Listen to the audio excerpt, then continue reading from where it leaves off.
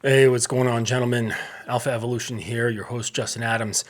And today I'm going to talk to you about getting a woman highly interested in you. Now, of course, at first, she's going to have some level of interest in you.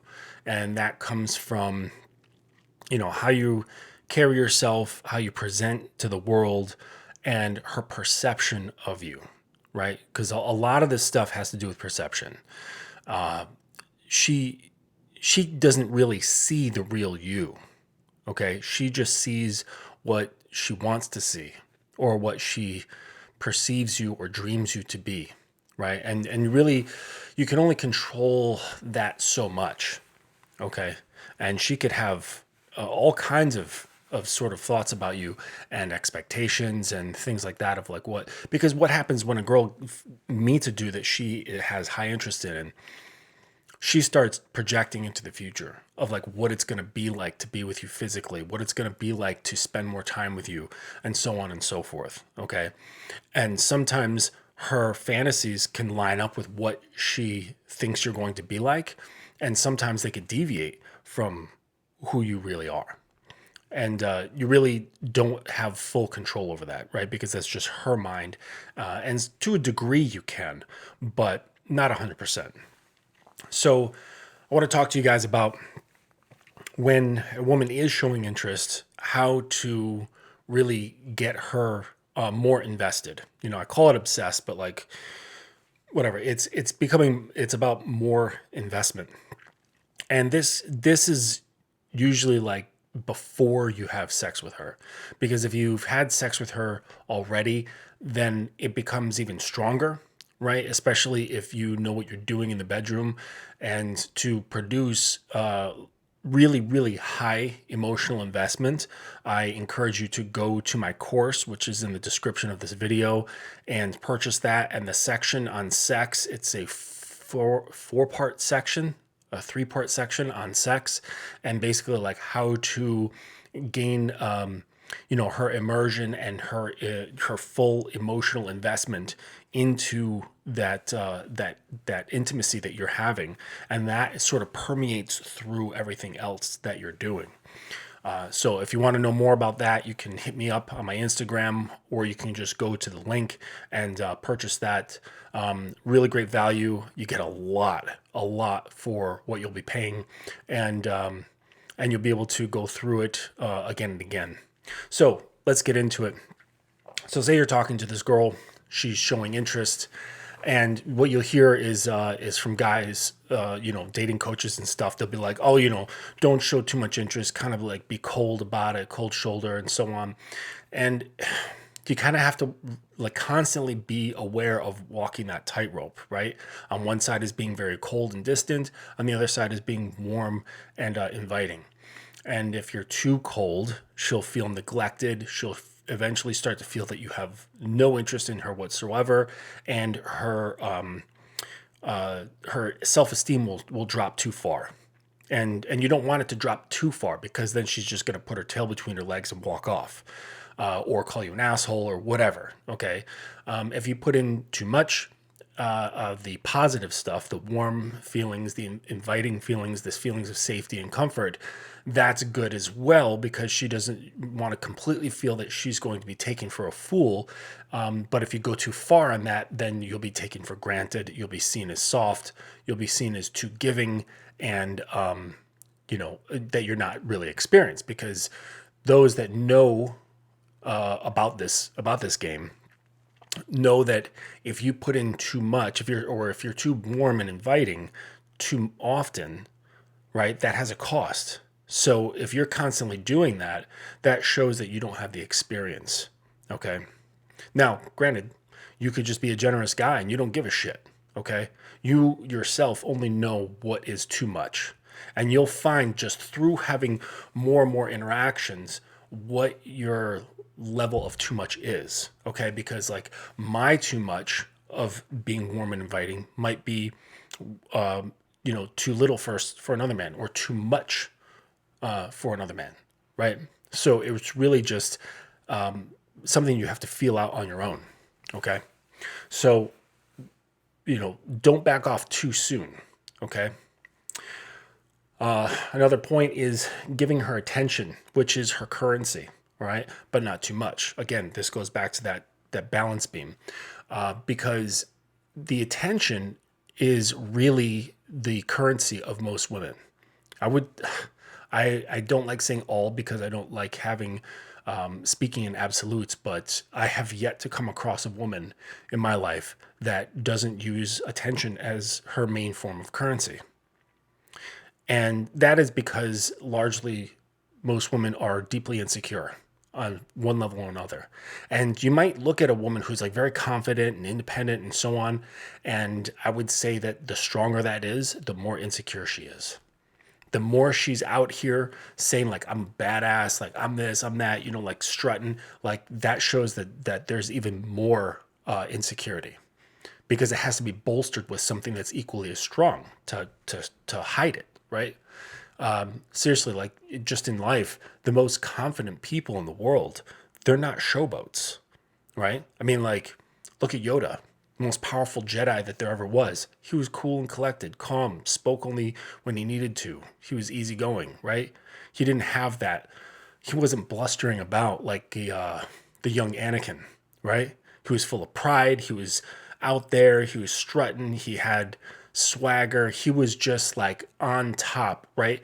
And sure, that gets the attention, right? But was his confidence real, right? No.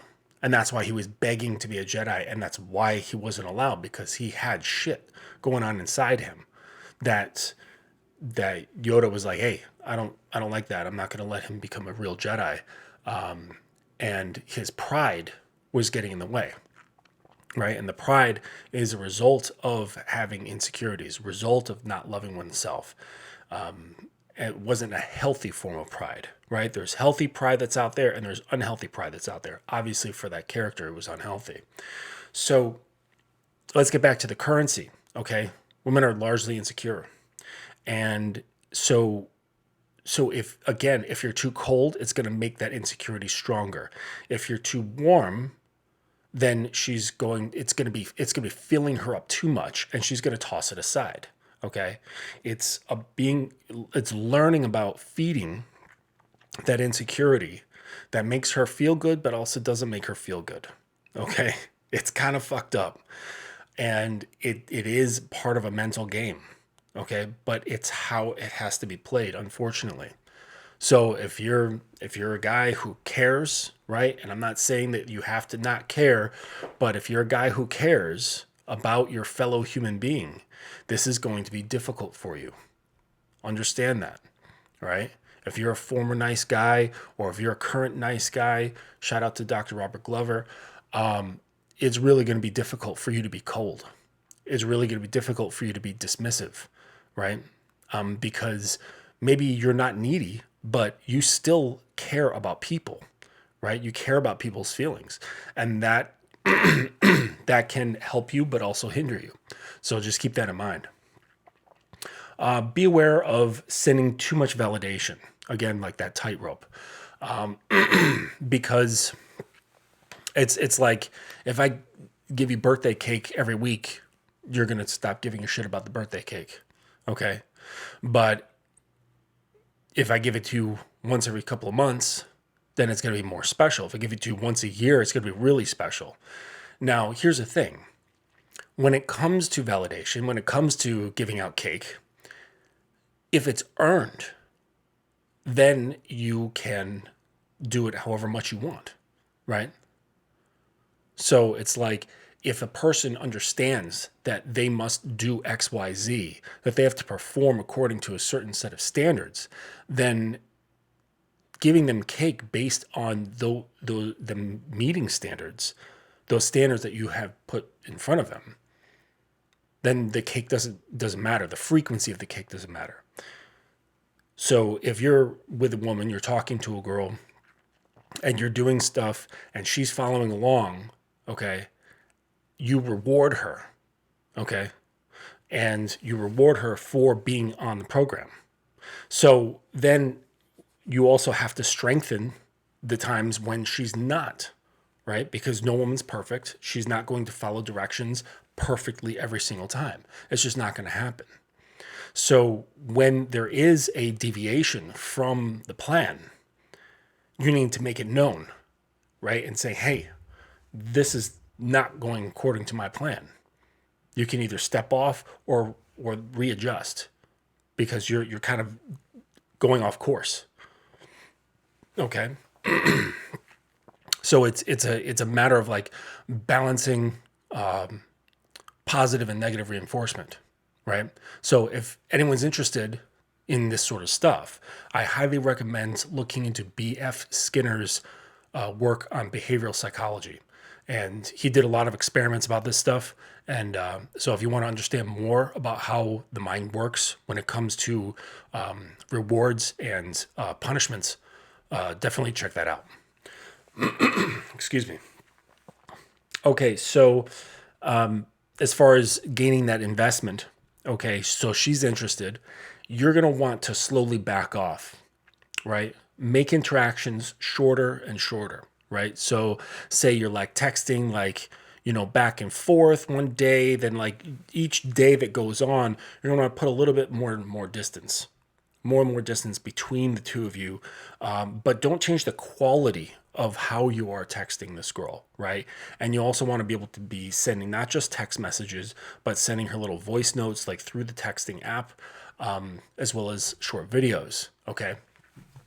Because you want to hit in different areas. You want to hit her mind in different places. Okay, by sending the voice note, you're now giving her an added texture to add to her perception of you. You send a video that adds another layer, another texture. Okay, and she gets to see not only just you but also your environment.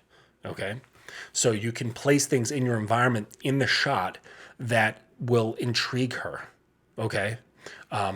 And it could be just about anything, right? It could be something you're cooking. It could be one of your hobbies. It could be, anything like that. Okay. Like I've got I race motorcycles. So, this one time I was talking to this girl and I did a video and I had my suit hanging up in the back. And she's like, what's that hanging on your wall? Like, it looks like a spacesuit. And then I just got into, oh, don't worry about it, baby. It's my racing suit. And she's like, racing for what? It's like, oh, motorcycles. And she's like, ooh. So now that adds another, because I don't put that out on my dating profiles that I race. So that just added another facet to her perception of me. It's like, wow, okay, so this guy's like this. And now I add another facet that he races motorcycles. Okay. So it's sort of subtle stuff like that. Okay. So going back to backing off, you want to slowly back off and make your interactions shorter and shorter. And the goal is to reduce your conversations to about once a week. Okay. And this is like if you're having, say, like some kind of distance between the two of you, things of that nature. The idea is that you don't want to make yourself too available. Right. And I have to make experiments like this. Okay. Because see, when you're learning the game, okay, you can't just work off of your positives. Okay, if you're a scientist, if you're a student of the game, you have to set up things that you think will produce a negative result, because you don't want to just be out here working off of theory. It doesn't make any sense. Pardon the sirens. You don't want to be working off of theory. Okay, so the theory is, oh, if you make yourself too available, then you're going to make her lose interest. Okay, I don't really have a whole lot of data on that. Okay, so every so often, when certain theories come up to my awareness, and I'm like, okay, well, let's put that to a test. Right. So just recently, I was talking to this girl. It was going really well. All sorts of things were going into my favor. And then I'm like, okay, let's see if I can screw this up. Let me purposely start throwing nails on the road to try to pop my tires. And so what I did is I said, I wonder what would happen if I stayed on the phone having a conversation with her longer than usual. Okay. And so what I did is I was on the phone for like an hour and a half. Okay. Great conversations and such. So it was enjoyable. I wasn't sitting there like, oh, like this is a pain in the ass. Okay. We have a lot in common. So having a conversation was easy. It wasn't bullshit. It was highly thought provoking and deep conversation. However, I was doing it as a test to see how she would react. Okay. And it didn't really cause an effect right at first, because I had already built up a lot of high investment and interest from her prior to this experiment. Okay. So knowing that it didn't really do much, I did it again. So I waited a few days. We had like our little flirtation and things going on like that. I was sending her stuff like, raunchy things that she needs to do. And then what I did is I did it again. And we stayed on the phone for like 2 hours. Okay. Again, fantastic conversations, blending between engaging topics and flirtation and sex and things like that, having her masturbate for me or whatever, and then coming back into conversation. And we did that for like 2 hours. Okay.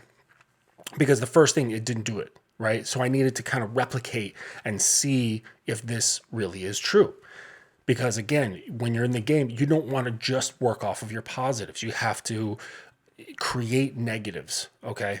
So that you can understand what does what, okay? So here I am doing it again. And then a couple days later, it's like 2 days, I noticed her attention started to drop away and her enthusiasm started to drop away. So I'm like, okay, there's proof of the theory, okay? And the reason that I suggest doing these sort of things, one, it controls your own level of investment, because when you're performing an experiment, you kind of have to separate yourself. Okay. So you're not getting so invested in this woman and being like, oh my gosh, like I really like this person. I hope this works out, blah, blah, blah. Right. It keeps the focus on yourself. All right. And you're focused on your experiments, your experience, and what you think of the experience. All right. And you're not really focused on her as someone you actually want to be with. Okay. You're looking at this as part of your life, just like a little experiment that you're providing for yourself in your life. And you learn a lot more that way. Okay. Instead of just like fumbling about and hoping shit just works out well. Or if you're constantly having wins, okay, sure, that means that you're doing things right. But I think it's really important to understand the things that you could be doing wrong. Okay. Because it just makes things a lot tighter. Okay. Like if you're learning a sport, right? Say you're say learning baseball, okay? You're learning how to pitch. You can listen to your coach and and learn how to pitch properly, okay? And build that muscle memory, but you should balance it out by saying, well, what would happen if I did it this way? What would happen if I did XYZ? And by exploring the other half of things, you get a more well-rounded understanding of why those positives work, okay? So you have a fuller vision of the sphere of what you're working with. Okay. Instead of just working with the side of things that work. Okay. It's now contrasted with the things that don't work. Now the things that work make a whole lot more sense. Do you understand? So don't be afraid to experiment with the women in your life. Okay. This also gives you boldness, right? Because you're doing it for the sake of an experiment, right? So when you're doing this, you can try anything you want, right? Because that means you're able to just throw it away if it doesn't work out. All right. And even if it does work out, you're still in the mode of watching and experimenting. Okay. So it really gives you more confidence. It gives you more understanding. It gives you a little bit more calm and separation from what's actually happening, so you're not so emotionally invested. And I don't know, it just keeps you more easygoing. So don't be afraid to experiment. Don't be afraid to do things that you think might set things on fire. Don't be afraid to set things on fire, right? And even in the positive thing, like let's say you have a theory that like, oh, women like this. Women appeal towards this sort of attitude, towards these type of words, towards this sort of approach, or whatever. Okay. This sort of conversation style. Okay. You shouldn't be afraid, right? If you're afraid, then you can't possibly experiment. So you just kind of like, hey, you know what? Throw caution to the wind and say the things that you want to say. And you know what? It might bomb, it might work out great, but you need that data. You need that information. Okay. So I understand that it's hard. Like if you're only dating a woman twice a year or something like that, then you're not going to have a whole lot to work from. So it's important to try to create as much data sets as you can, okay, and not just seek the wins, okay, or just because then whatever comes your way, you're going to hold on to it like this precious little item, okay, and that's how you develop one-itis, and it's just not going to be good, okay. Get out there, start conversations with a lot of women, as many women as you can, right?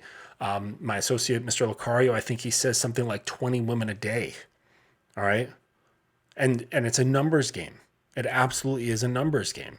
So that would be like 10 online and 10 in real life.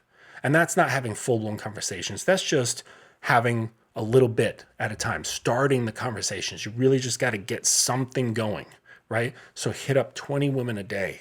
And it doesn't take long. People go, oh man, I don't have the time for that shit. Dude, it takes just moments online, seconds, right? You can introduce yourself to 10 women within 5 minutes. So cut the bullshit. Being out and about, you just have to be out and about, right? Just keep that in mind. You're going to some place that's public. You're going to go to the grocery store. You're going to go to the bank, perhaps the laundromat. You're going to go to the park. You're going to go to restaurants. You're going to go to the movie theaters. Wherever you are, where there's other people, you see a woman that you find attractive, just go and introduce yourself and do your best to try to get 20 a day. If, say, a day that occurs, you only have 3 in real life, then make up for it online so that you fulfill the 20. Okay? Try to get as many conversations going as possible because then you can experiment more and more and more and learn more and more. All right? Okay. I hope that was helpful. Getting a woman really interested in you. Really, it has to do with being sensitive to pushing and pulling, okay? Giving and taking, all right? Give her a little bit and then take it away. Give her a little bit and then take it away, right? So it's 2 steps forward, 1 step back. Sometimes it's 1 step forward, 2 steps back. So really, you just have to be sensitive to it and understand, yes, this is work. It's work. So if you don't have the cojones to deal with it, this is not the lifestyle for you, right? Just go back to jerking off to porn and playing video games and ignoring women, okay? But don't get pissed off when things aren't going your way and you're feeling lonely and you wish you had some companionship because you're not going to be able to get it without doing something about it. You have to take action. And again, if you have trouble with that, get in touch with me. Get my program, which is in the description of the video, and just let's get a conversation going, okay? All it is a simple conversation, and I've got free consultations via the link that's also in the description. It's no big deal. There's no judgment, and we'll get you rolling in the right way possible for you, okay? So I'm going to end this here. Y'all have a great day. On to the next.